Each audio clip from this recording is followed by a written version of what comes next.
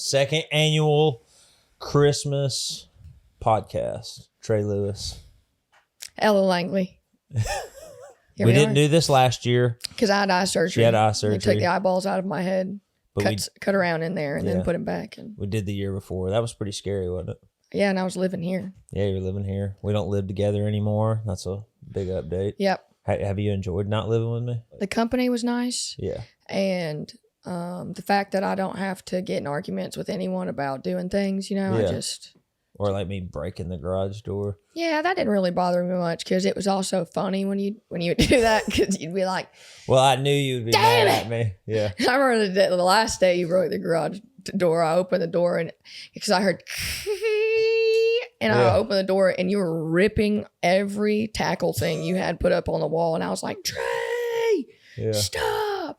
And you were like so mad already that you didn't want to talk about it. You were like, I'm in a pickle, I know. And I don't want to talk about it.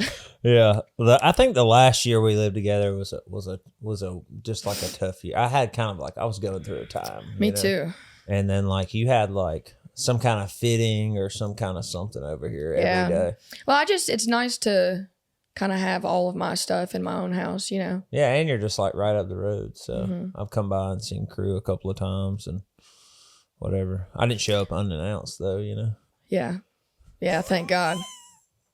So you got the number one song right now. Let's just go ahead and talk about it and get knocked away.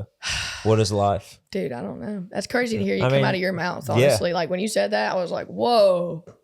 It's still sinking in. I mean, it's new. I mean, just think about like we all moved here with basically nothing, You were a kid. I mean, you're still young, but like I was 20. You couldn't even go to bars. I was telling my dad that the other night. Legally. Because, I was still going to bars, if you know what I mean. Yeah. Getting in there somehow. But I was telling Dad how that first... Because, I turned 21 during COVID. So I did not get to have the whole go to a bar, get drunk. I went to the little gas station. You didn't get to have sign night. No, I didn't. I went to the little gas station up the road and bought a 6-pack of... What was it? I think it was like a flavored beer or something, like the weirdest thing. Like I think prickly pears, some weird. Zima, I don't know. Like I just like whatever. It was a weird gas station. But remember I used to have like freak outs when we would go out, and I was like, oh, I can't figure out what I'm gonna wear, and I don't know anyone, and then I would be like, I'm not going, and you're like, you're going, And then I would be like, no. And then we would sometimes. I would just like get into bed and start crying or something. Yeah, some nights we would go though, and rip like, the covers everybody off me. would get in, and then you would get turned down with your ID. Yeah, that only happened once actually. Oh, really? I just remember like I think it's the first night. No, it did happen at Live Oak one time, but it actually happened when I was 21. You just really they don't take the. Why can you have your license on your phone? Like if you get pulled over, it's acceptable to have the license on your phone, but not. I don't know. I think with like this being Nashville, there's so many people that come here out of town with like fake. Well, this night specifically, Joy Beth and I went out and we'd been drinking. Yeah. This is when Joy Beth would, go out and have a grand old time all night long with me. We all lived together, you know? Yeah. I can't remember. Did we have a party at the house when you turned 21? Or no, we didn't do anything. Was that the night that you were over at Hunter Girls and like we came over and picked you up? No, that was just all those times morphed together. Yeah. But I forgot my ID and they would not let me in. And it was this round, like Laney was playing it. I remember Ashlyn, Laney, Jen Lemaster, and Casey Tyndall were playing in a round together that night. And there's a whole bunch of other people, like Megan Patrick, I think, was also playing that night. And it's just like a whole bunch of people I knew and was like trying to know. Yeah. And the guy was like, nope. He was like, you can go across that Walgreens and print it out and bring it over here, but you can't get in with just your phone. And I was so upset because I'd played so many rounds there at that point. I was like, come on, like, damn. But I understood, I guess. And what was funny is Joy Beth tried to sneak me in as I was talking. Like I got this close to just convincing the security guard. And she was like, I felt like she was about to let me in. And here comes Joy Beth. She yanks my hand, yanked me into the glass wall, and it goes the wall. And Joy Beth's like, come on in. And everyone in the whole bar just turns around and looks at us. And everyone saw me get turned down. That sounds like tipsy JB right there. Yeah. I was so embarrassed. I've never been so embarrassed. That's not true. Yeah, so we talked about this a little bit today. I think yesterday or today we were on the phone, but the Opry the other night was just like so incredible because like you were out on the Riley Green tour this year. Ain't my last rodeo. Ain't my last rodeo. Yeah, you were out on the tour, and I mean, like the last time I saw you play live was when me and Brooke came to Dallas or wherever, like a year ago. So, like, I mean, of course, like you get on TikTok, and it's like, when we lived in that house, and Dick Down Dallas was going viral. It's like every other video, but I hadn't seen it like live, And the other night, I was sitting next to your parents at the Opry. And that little girl came walking by singing it while you were singing it. You look like you. And me and your dad high-fived. But I mean, I love that y'all high-fived. Mom said that was one of her favorite parts of the night is like y'all both saw that and laughed and then just high-fived. But I mean, it's cool, even from that show to your other show at Basement, when you did 2 sold out nights. Like, I just remember like a year ago being, at a round or like, whether you had like an industry thing or like whatever. And it was like, I could look around the room and just see a bunch of people I know. But every time I've seen you play recently, it's been like a bunch of little girls dressed up like you. Like, there's people talking about your bangs on social media, but like, the other thing that was Ella like Langley the other day, and I was like, what's that? Ella Langley. Yeah. But anyways, there's just something about the Opry the other night. I mean, that's like it's like, that's like a place where every artist like dreams to play. It's such a big part of like history of country music, and just to see like phones up and just like everybody singing every single word and just like they love you was like, this is so awesome. It's crazy. Yeah, it was great. I can't wait for you to come to a show where it's like kind of out and not around any of like not Nashville or Alabama. I mean, I'm trying to come to Ned Kelly's, you know what I mean? Dude. Let's talk about Ned Kelly's. Yeah. Let's talk about that time. So, POV, you're me, right? In 2020. In 2020. 2021? 2021, because 2020, and it was like, but everything was still shut down. Like nobody was touring. Like it was almost kind of taboo to start touring it. But Dick Down in Dallas blew up, and it was kind of changing all of our lives. And you were like, well, we're going to tour this thing, and no one else was touring. So it was like, and these people have not been out of the house in almost a year. Yeah. I mean, they've been cooped up, haven't been into a bar. So a lot of these people, it's their first time out of the house. And watching people at a concert, like our job is constantly surrounded by people. Like this is like the one day of the month or one day of the year or whatever. They go out and let it loose, And we see that every night, like that's just the kind of people that are at the show. That's the point of a concert, is to go have a good time. But anyway, so that's the side of people we see. Yeah. And imagine that times, what would you say? 1 billion? I don't know. Yeah, 1 billion. It was insane. And it's for a song called Dick Down in Dallas. So like everyone's already coming in there rowdy. We played this show. This was actually the show that changed it for Bradley Jordan for me. Yeah, for real? Yeah. And that's one of the main things I always forget about this day is I had just written Monsters. Oh yeah, banger. I just written Monsters, and we were listening to it in the van, all of us, because I was, I opened most of that tour. Yeah, you did. I mean, you put a lot of people on that tour, we had but a few other, but like you were the most. Yeah, that went out with us. Like it was. Like everybody always, I think that I have like some core fans like in Alabama that will travel, multiple states to come see me play. But Big Worm. Yeah, Big Worm and Katie and all them. And, they would always tell me, man, we really love Ella. So I was like, no brainer, and we lived together. It was fun. So it was fun. But me, like as a girl riding 3 deep in a passenger van, I was like 21. I was 21. 10 guys and you. Yeah, and me. And like, y'all aren't the calmest bunch in the world. That's No, why when that that's why, band was not. No, and that's why when I went out with Co, everyone's like, are they crazy? I'm like, yeah.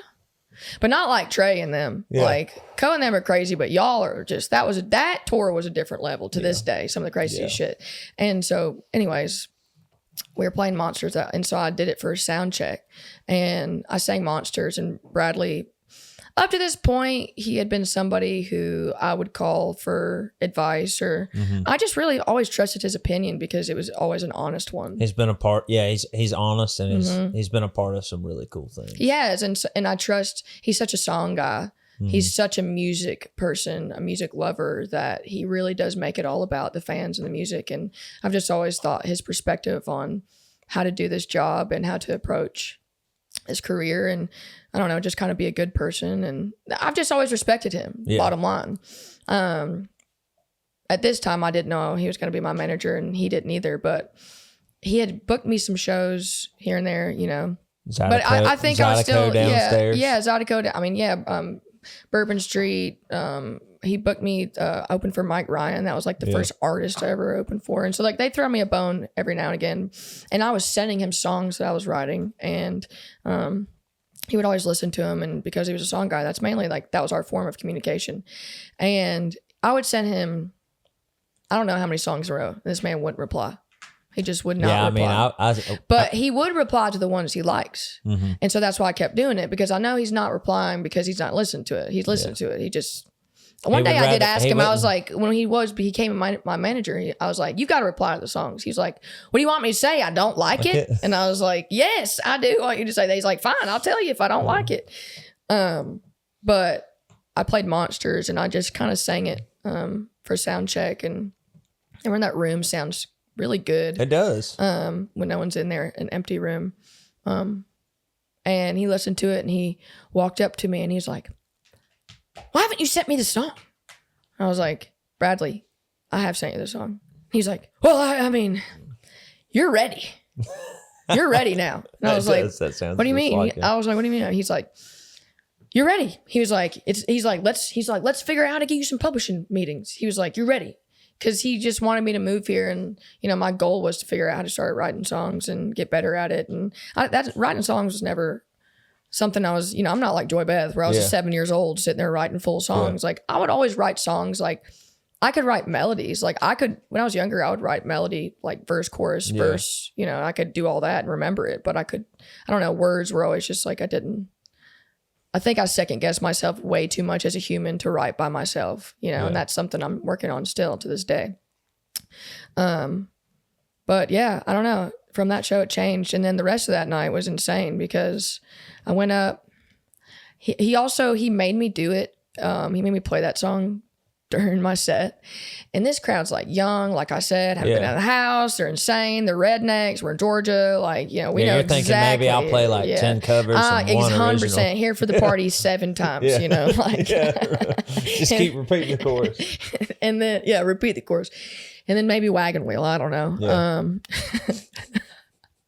No, but I was like, Bradley, it's going to go over. It's not going to go over if they don't know this song. It's too serious. It's weird. And he's like, play it. And I played it, and then it went over terribly. Everyone pretty much just turned around when I was singing the whole time. And I got down and I was like, I told you. But he would always stand for shows. He still does it to this day. I told him he's got to get out of my line of sight when he does it now. But for shows, like first starting out, he would just go out and watch. He always goes out and watches people that he is like interested in and just believing. He just believes in artists. He really does, and loves to help and grow and just, I don't know. He's just a good person. Yeah. But he'd stand out there and it would make me so nervous already that he's standing there watching me, staring at me. And then he would have his phone out, and the whole time he was typing in his notes, little things he'd want to say to me after the show. And I'd walk up to him and he'd immediately start spilling this list of things. He's like, you know, it's like the whole time you're singing, you're just staring at one place the whole time. He's like, Riley used to do that. He used to just stare at one place and sing the whole time. And I was like, you got to sit down and flirt with people. You know what I mean? He's like, and look at people. Well, flirt with everybody in the front row. And I was like, okay. And so, like every time he did that, you know, I would like take those notes seriously because, you know me, somebody, even if I don't believe what they said about me, a critique or whatever, it's like, I still kind of look at it and see, I'm like, oh, all right, maybe I can see some truth in that, you know? Like, that's just the only way to get better. Yeah, Bradley's definitely somebody that's like, I've always valued his opinion on, you know, what a good song was. Or, I mean, as you're sitting here talking, I can remember like before I even moved to Nashville, you know, with him knowing Alex and all that stuff, when we were just trying to like figure out how to get things rolling in Birmingham, Alex would send him. I remember this one time I had like this song called Breathless. You remember that song? And like, it wasn't that good, but back then I thought it was going to take me to the next level. Yeah. You know? Yeah. And I remember Bradley didn't tell me this directly, but he told Alex, and Alex told me, and he was like, I just think it's a little amateurish. Yeah. And like, no. But like, I needed to hear that, you know. And then when I moved to Nashville, I, started sending him songs, and he was like, man, this is awesome. And, then everything happened, and we were doing shows together and stuff. But like, he's such a good dude, and I'm so glad that he's one of the many people in your corner. But let's name off a list of all the things that happened that night. Yeah. Okay, here we go. 1, I got my very first Gibson. No, not my first Gibson, Hummingbird. Yeah. I wanted a Gibson Hummingbird since I saw it. Yeah. I saw that was an option as a guitar. I wanted it, Finally, I get it. I finally make enough money, and I get it. I get this guitar. My first show with it, opening for Trey. I mean, when you get a new guitar, you're cleaning that thing. Yeah, dude. You might just like, but I had it in a soft case. I had it in a soft case for some reason because it's just, I don't know why. I'm an idiot, anyways. And this is 21. I was drinking. You know what I mean? We were doing some drinking, especially like these 2 nights, and this night specifically, we were drinking. So after the show, like somehow this guy got back there and he drank all the beer. Yeah, drank all the beer. There wasn't really a green room. No, it was just like a curtain. Like a curtain. Yeah. Like I was going pee and some guy walked in. He's like, sorry. And I was like, damn. I mean, you know what I mean? Like, it's just one of those. It was definitely But dude, this is like that's just part of the gig. You know what I mean? Yeah. It's just like you go through these things. But he pulled the guitar out and was going to steal it, I guess. And Ben, your guitar player. No, Ben, your guitar player. They didn't tell me about it until they got it safely into the trailer. But the guy took it out and was like going to steal it. And Ben, your guitar player, who is a massive man, put his hand on the guy's shoulder. And as soon as he did that, the guy dropped the guitar and it fell and hit. And I realized the next week I had a crack in it. So anyway, somebody tried to steal a guitar. Afterwards, I go back. We had a flat tire on the trailer. Yeah, no, you didn't have a flat tire on the trailer. Somebody stabbed the trailer. Somebody stabbed. Maybe they got mad because somebody tried. I think it was the guy. I think it was the guy. Yeah, they drank all the beer, stole your guitar, and then, got caught, and then got mad. Then there was a fight at the Airbnb that night. You know what I mean? Yeah. That was a crazy. I fell from the top. Somebody came in the room and was like, "A fight's happening," and it was me, you, Mcilwain, Terry, and Mitch all in one room because there was bunk beds all in this room. And of course, I'm a top bunk on the bunk bed out of all of us. And I was so drunk, I tried to go get out and I just fell from the very top. I went, woo, and just hit the floor and no one was in there. I fell right on my arm. I did think I broke it. I didn't. Thank God. And then the next night, we were playing Wendell's. And I remember we were driving. You're going back there, or have you already been? No, we're going back there. Yeah. Sweet. We just announced that show. It sold out, crazy. But I remember the whole drive from not Wendell's. Ned Kelly's to Wendell's. Like there was just so many messed up things that happened in a certain amount of time that we were driving. We were like, there is no way. We're like, our one hope was like, hey, well, at least today, like there's no way today can be as bad as yesterday. You know, there's no way. And your voice was going away. You were so tired. Because we were in the van. You don't sleep in the van. I mean, there's just so much going on. But we get there, and like we said, it's COVID. There's so many people wanting to. I mean, all these shows are sold out. Yeah, like some of the shows that we played, like where you had to like sit down, and like there was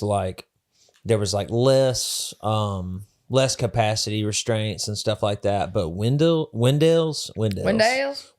was not. That was not the case at all. Like I remember walking in there for like your set, like poking my head in the door, and it was like, the ceilings are low in there, so it's like packed to the gills. The dance floor was full. Packed. Remember I got a glass beer bottle thrown at me.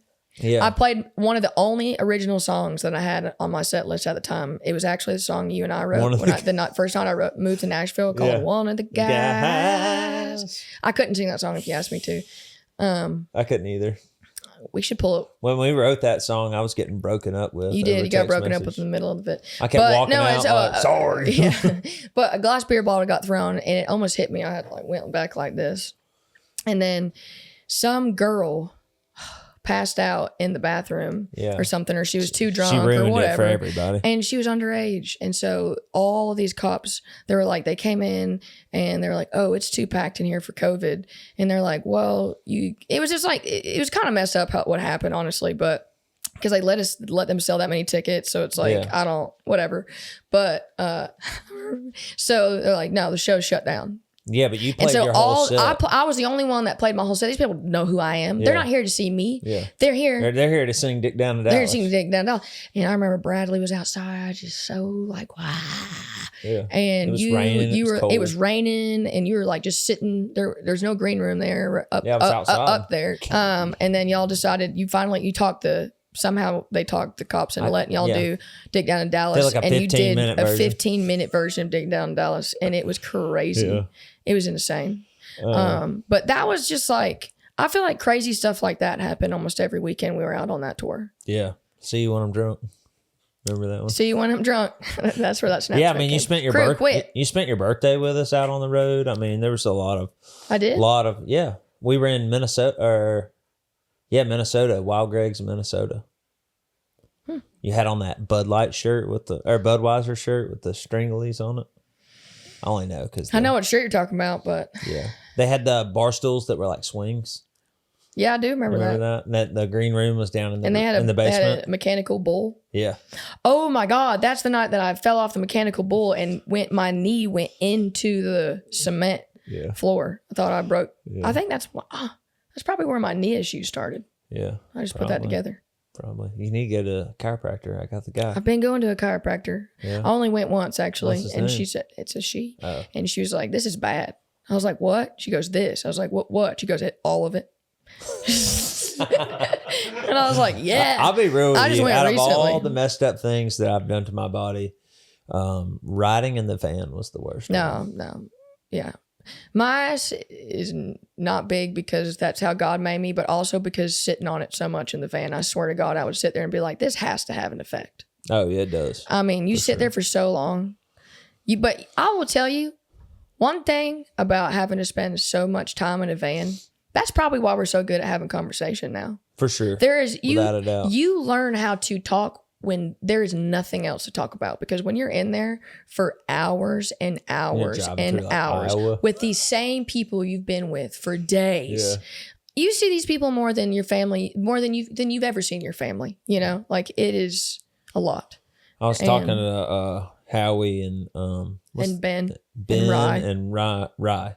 Yeah. The other night, and I was like, do y'all ever just look at like where y'all were like a year ago and be now? Like, yeah.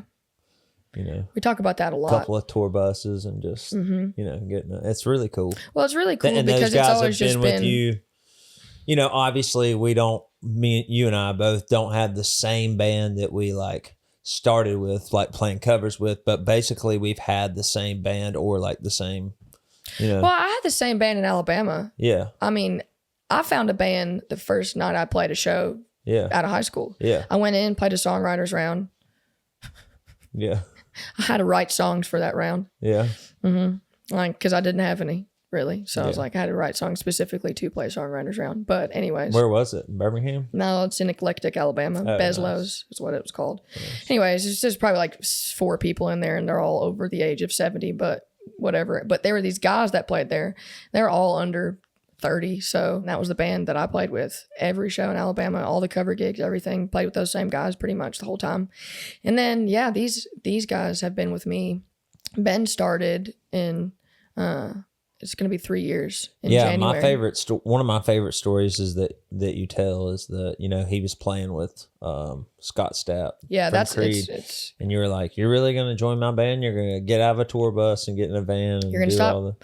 He had a salary. He was on tour bus. He was, PJ some nights home. And like, just like for him to leave the security of a salary. And when I offered him, because it's all I had, because some of these shows, that first tour, I was getting paid $500 or $1,000. And most of the shows were $500. Yeah. That's not enough. Yeah. That is not enough to have a band, a hotel. You're taking a hit on a lot of that. You're taking a hit on a lot of that. And so merch is like, you got to sell merch. But I was like, $150. I was like, that's all I can do. And after the band that I had in Alabama, I struggled a lot with that band. Like, you got to think, I started at 18 years old. I'd never been in a band. And here I am trying. I know. I remember some of the well, things. I know, but not all these people, but some of the things that your old band members would say to you. Dude, I remember one night asking that guitar player saying like, hey, I was like, we should add some more of my originals in. And he was like, if you write some better originals, we'll put them in. And honestly, fair at the time. But I remember cool that like hurt me. And I was like, well, he's still playing. It's not awesome. It's not awesome, but it's kind of awesome. Yeah. He's playing in the exact same bars that I picked him up from. Yeah, didn't he say something to you like, you couldn't pay me enough to buy a cheeseburger or something? Yeah, which was not true because I went a lot of shows. Actually, I split my pay that whole entire time. I paid, you remember this, I paid me and all my band the exact same. Just because I just thought that's what you should do. Yeah, I remember but I mean, it was just like whatever. They weren't booking the shows. They weren't doing things. They weren't doing any of that. And they just talked shit to me the whole entire time. Yeah. So, but we were a cover band and I was like, they need whatever. But, it was hard because I was 18. I was a young girl. I didn't really know much. I barely knew how to play guitar. I didn't know anything like comparatively to even 2 years ago me, 3 years ago me, that first year really. So I'm trying to get these guys that have been in bands their whole life to respect me. And it was hard. It was really hard. And I remember the last show I had booked with that guitar player specifically. It was my first show with a booking with WME. I'd moved to town. And if you remember, first couple months I moved here, I met my agent who I still have now, Brian Carruthers. Yeah. It was the first meeting I took in town.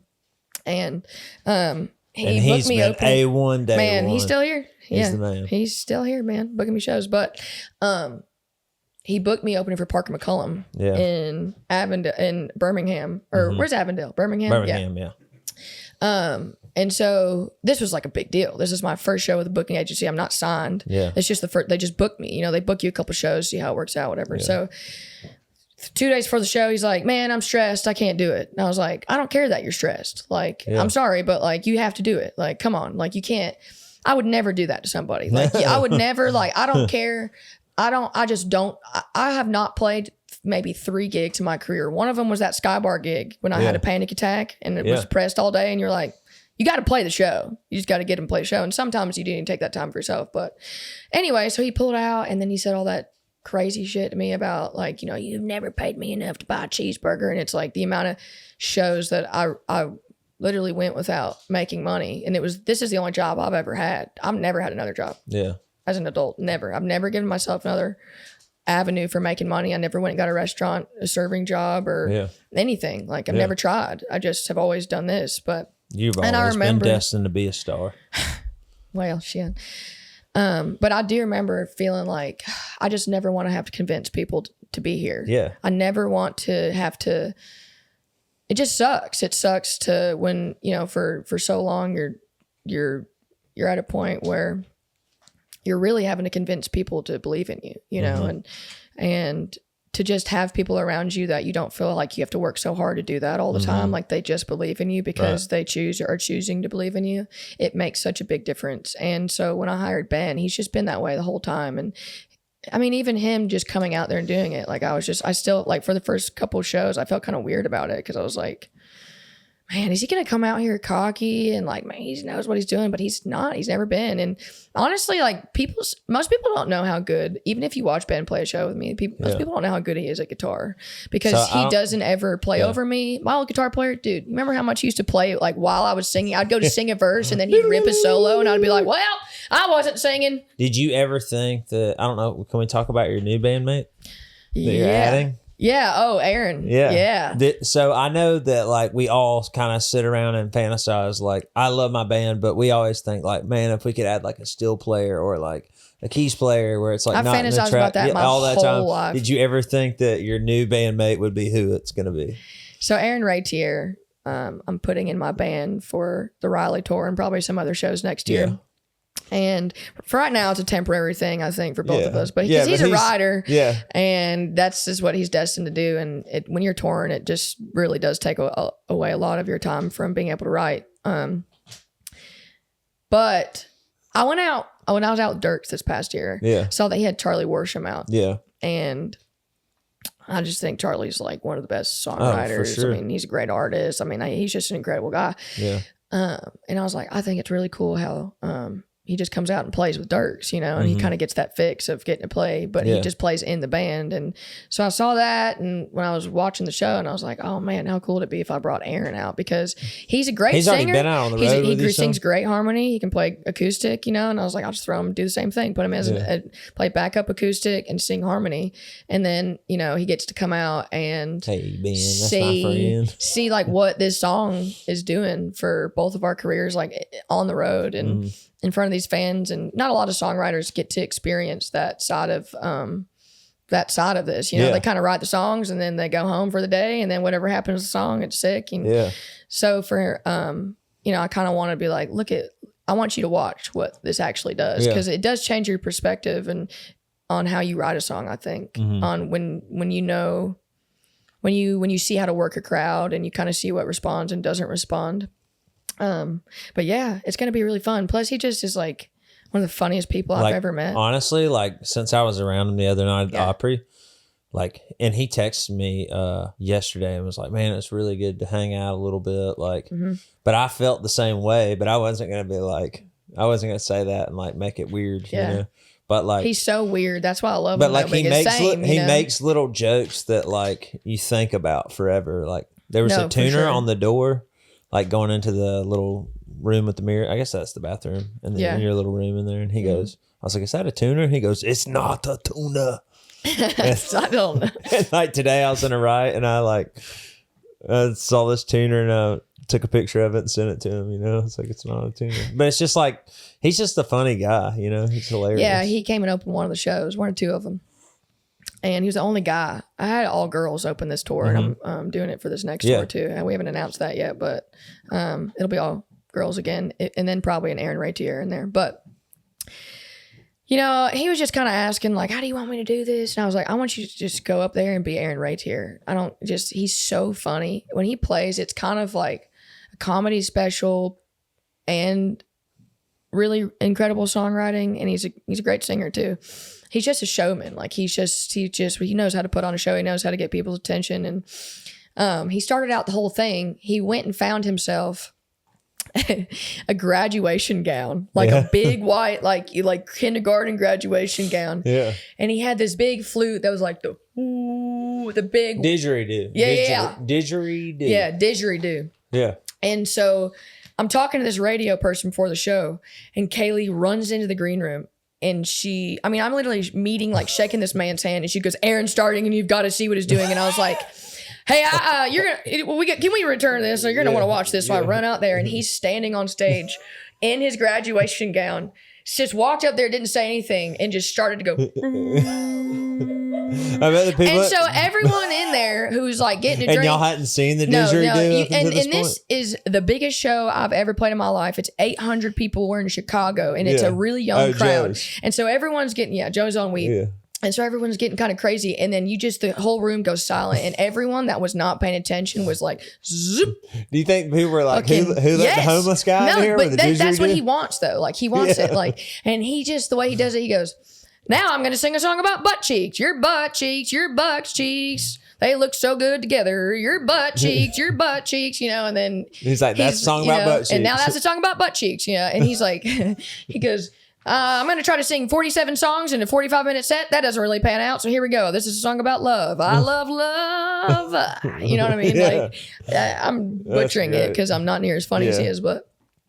And seriously, I want Danae Hayes to open, and like do her, you know, her whole special in front of the show, just because she's got. I just want it to be different. Yeah. I want it to feel something about having that energy makes you lose all the coolness you have about yourself. Yeah.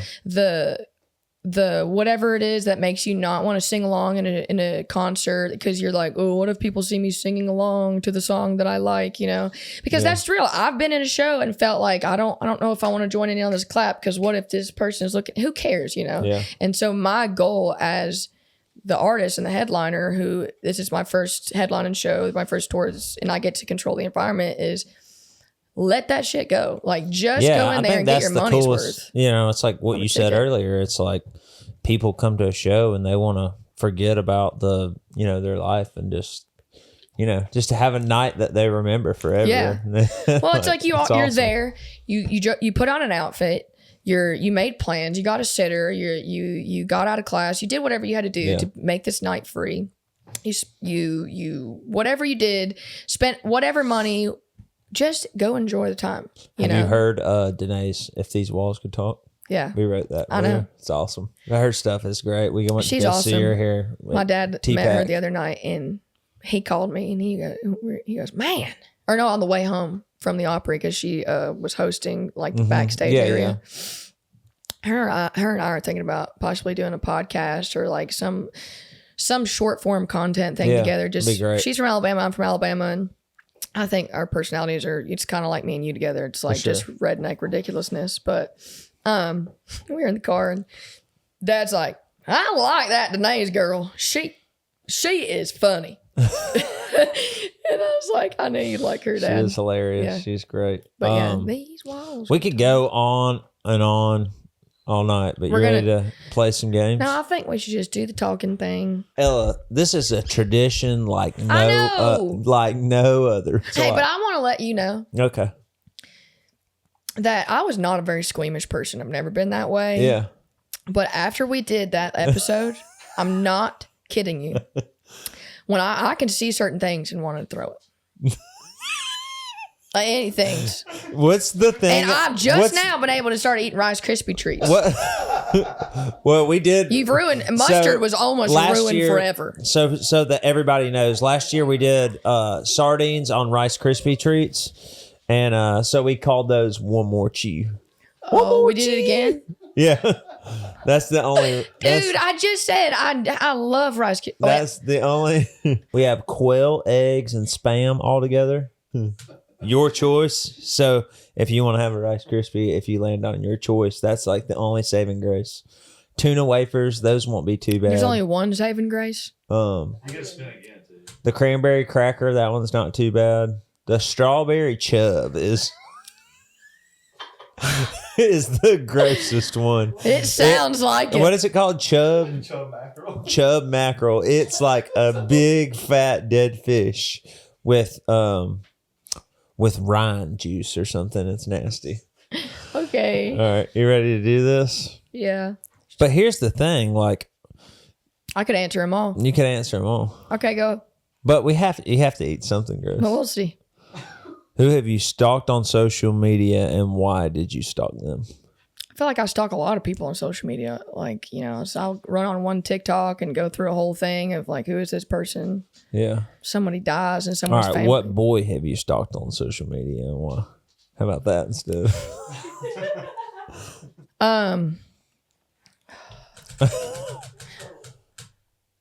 One more cheese. Sorry, I didn't mean to make that noise. Do you want to get me on a question? No. You gotta do it's the gross one. The one more chew is. Oh no, I thought it was this one. No, it's not that one. Nuh-uh. Yeah. No, I can't do that again. We can't start out with that one, dude. We're starting early. All right, well, let me see if you get one. Well, then we can go at the same time. I can't do that, dude. You got look at the green stuff. That's baby food. No, I don't want to do this English anymore. peas. I'm starting to get really sweaty. That's the whole point. That's my favorite part of Christmas every year. Do I ask you a question to see what you have to eat, or to see if I have to eat it too? No, you're not. There's no way. Okay, you gotta get a good chew in too. Please, Trey, I've had nightmares about this. Please. It ain't I ain't swallowing. You don't have. You just got to get a good 5 chews. Hell. But I mean, you got to get all the ingredients in your mouth. Please. Come on. It'll be fine. Oh my God. You can. It's like taking a shot of whiskey. You know. It's not. Why do you always say It's like chugging whiskey. Are you doing that one or the other one?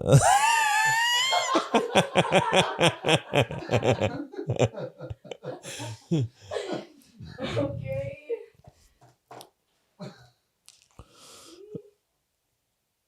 Hey,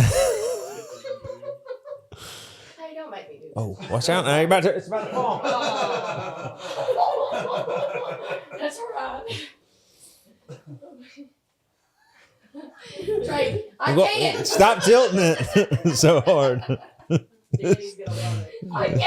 Do it. I can't. Okay, I can. I would fail on Fear Factor. I really don't. Get it in there. All right, chew 5 times.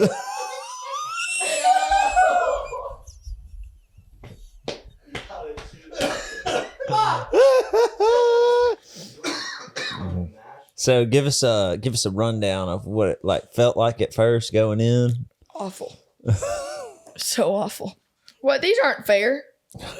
Just altered a little bit like I did mine. That was my favorite part of that last one. Okay. Who is your last ex to be in a dream of yours? And when was it? Man, I don't even remember. I mean, does that mean if I don't remember, I got to spin? Yep. Dang, I don't even remember. Oh, here we go. Oh, no. Christmas tree squid. I think we could stop after these two. No, we got to keep going. No. At least one more. All right, I want you to look at this, Ella. This thing is soaked in juice. I'm going to throw up for sure.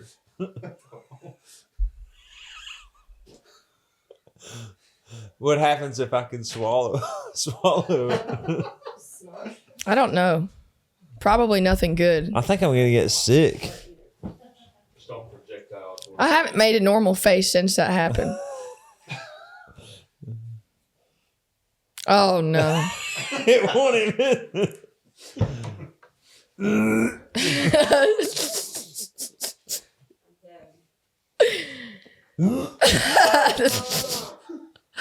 I mean, look at that. It's gonna squish I just between want you your to see teeth. the consistency of this thing. Look at it.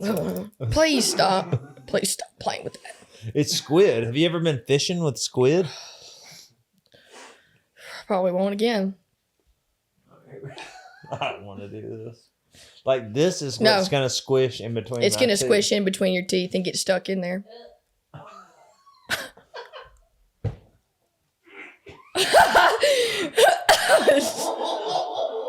Don't swallow it. Don't swallow it.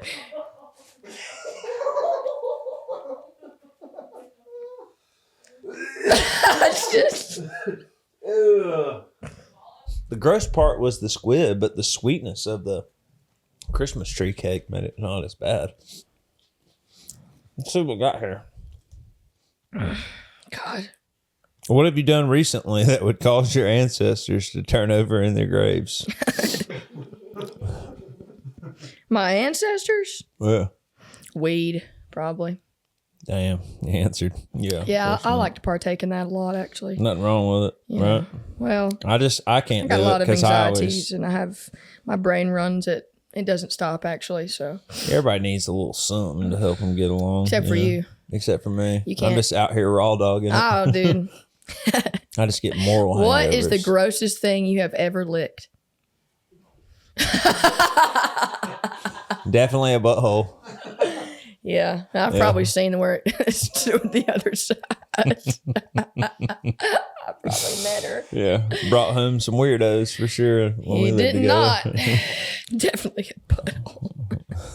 What is the most disgusting thing you have seen one of your pets do? When I first got B out here in this backyard, I watched it happen. Puppies have an issue sometimes. They like to eat poop, you know, Yeah. like I don't know what that's about. And she was like obsessed with it. And I watched her, like, you know how when it's like they take you to a buffet, they're like, all right, Yeah. can I go to the dessert now? And all Yeah. you do is you kind of like imagine sticking your head under the ice cream thing and just Yeah. kind of letting it rip. Yeah. That's kind of what she did, but with Crew's ass. In her God. mouth, straight in. It was like a funnel. That's it was awful. I did not look at her the same for a while. If you could be a bird for a day, who would you poop on? I didn't change that one at all. That was I'd definitely poop on Mitch.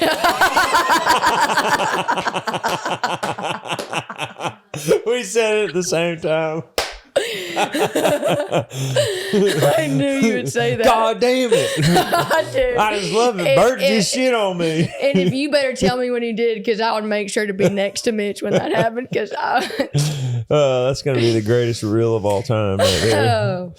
Mitch. We love you, Mitch. We love you, Mitch. God.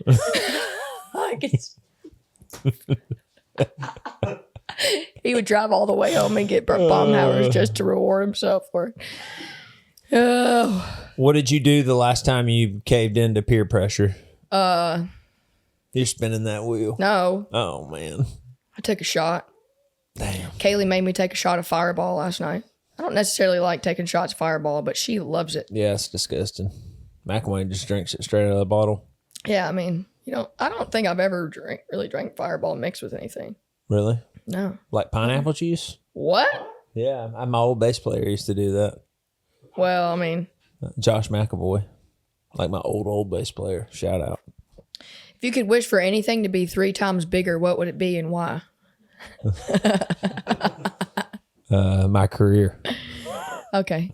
I'm kidding. But why? Just to have more money. You can't say I'm kidding. You got to answer the question or you got to spend the money. have more money. To have more money. Yeah. Money is nice. Yeah. It ain't And you can buy everything, whatever. If you have more everything. money, everything's bigger, baby. Yeah, that's right. That is one thing, is when you grow up, not having money, Yeah. it is like, not to say that that's like we're out here like I mean, fucking like, dude, flourishing when or you anything and I crazy, were- but when- like yeah. us having money to us is like you can go out to eat Yeah. and not. Or you can go get gas in your You can truck go get and not have gas to worry and about how not much look at money's- your bank account yeah. and make sure it's overdrawn. Like Yeah. that's having money for us, and so like security in that Yeah. way. Also, taking care of your family is a really cool thing you get to start doing, Mm-hmm.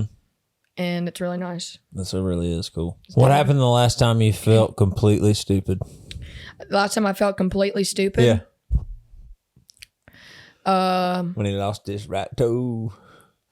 Oh yeah, I did. Okay, this is your fault.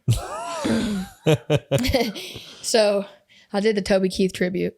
Me and Riley sang "Who's Your Daddy." Of all songs to sing with Riley Green, they pick "Who's Your Daddy." Yeah. Yeah, we got a chuckle out of that. You and I, didn't we? Yeah, we did.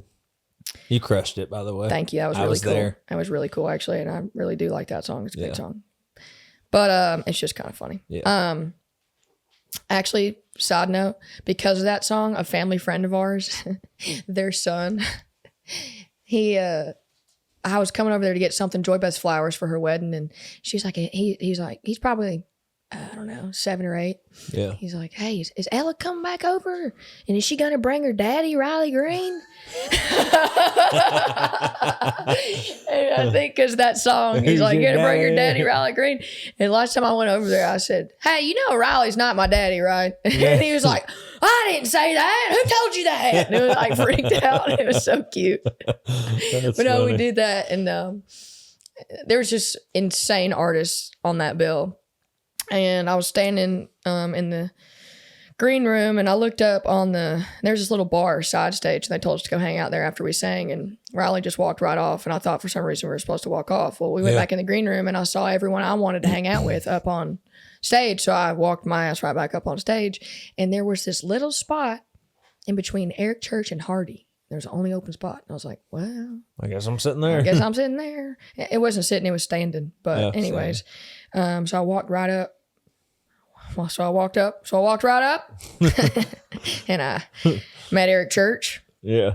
And I shook his hand and I said, hey, I just got to shake your hand, look you in the eye and say, like, God dang, you're just awesome. incredible. Yeah. You are a freaking legend. Yeah. And I've just listened to you as long as I can remember, loving Yeah. country music, and genuinely, like, I just think you're badass. And Yeah. it's always a risk doing that, because, like, when they say don't meet your heroes, man, like, they mean that shit. They mean it. They mean that shit. I've met so many people I thought were going to be cool, and it just did not turn out that way. I guess more than not, Yeah. But sometimes it does go the wrong way. When it and goes the wrong way, it ruins your day. You can't listen to them ever again. Yeah. Like a song comes on the radio, I don't care how much you love that song. Yeah. It's ruined They forever. were ruined. Yeah. But he took his sunglasses off and then shook my hand. You know how like most men take their hat off? Take their hat off. He took his sunglasses off. Aviators off. Yeah, and shook my hand. And he said, "Hey," he's like, "Yeah, nice to meet you." He goes, "I love your voice. I love what you're doing." And I was like, I didn't plan on shitting my pants, but now that you know who I am, maybe I will. Brown turd in my It was crazy. No, it was really cool. But so I was sitting there and I was just trying to figure out more ways to talk to Eric Church without being weird. And I was actually sitting there. It was Hardy and Laney, Luke Bryan, Carrie Underwood, Darius Rucker. I called him Darius Ruckus in an interview one time, and I'll forever almost mess up saying his name now. He crushed it, though. He's so good. I mean, what a legend. But Jamie was over there. I mean, it was just a lot of like people. Everybody that was singing or was like a part of the show. Yeah, was like there. It was nuts. And I leaned over because they'd like pan the camera over there. Yeah, and I leaned over to Hardy and because I remember sitting, and that was the first time I ever played Bridgestone too. They did that in Bridgestone Arena. So that night I got to play Bridgestone for the first time. I had my album release party right before that. Yeah. I went straight from that for Hungover straight to the Toby the Key thing.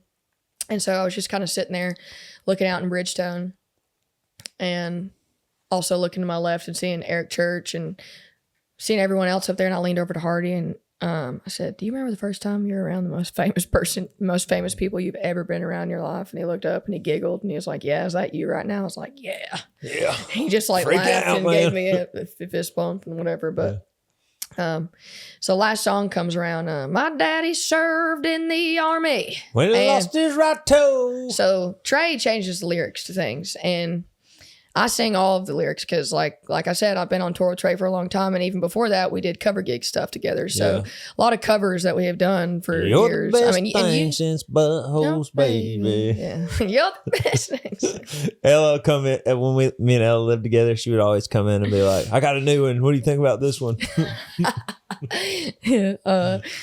But so that song, Parker McCullum goes up, starts singing it, and I don't know what happened to me.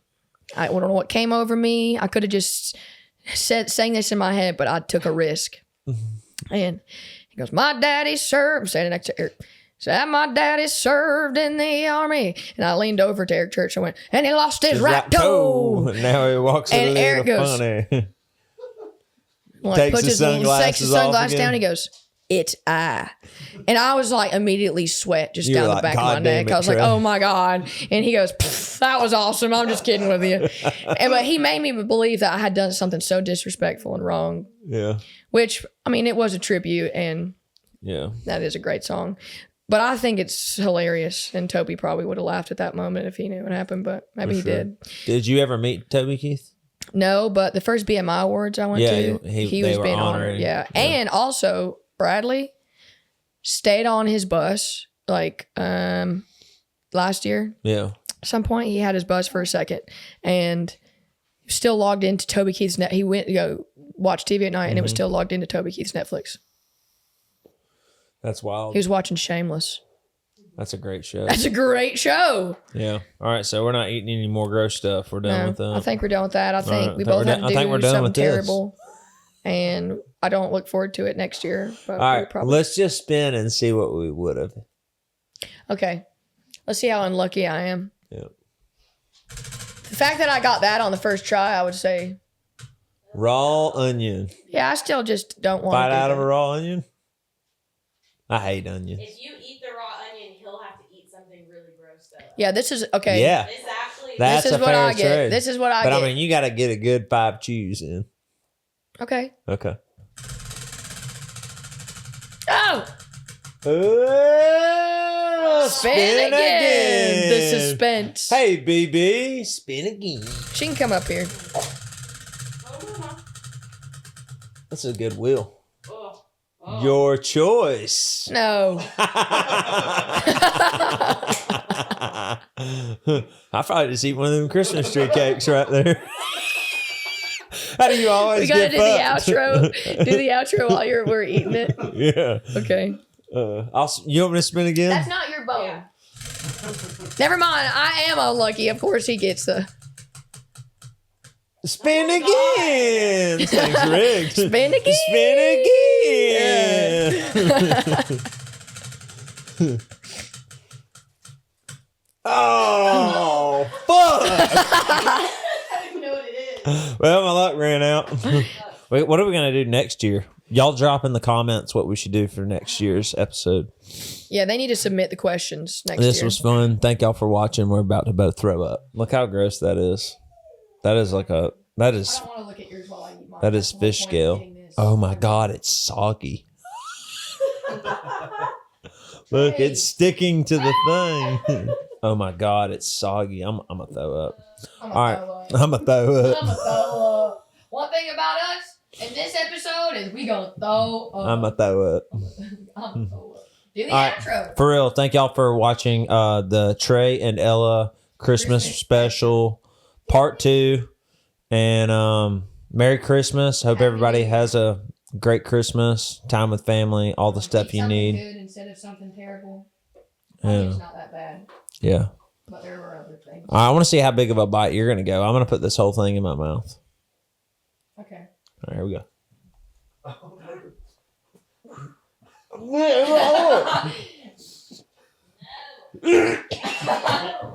Oh, it's what's on me, Trey. All right, y'all. Ella cheated. I won.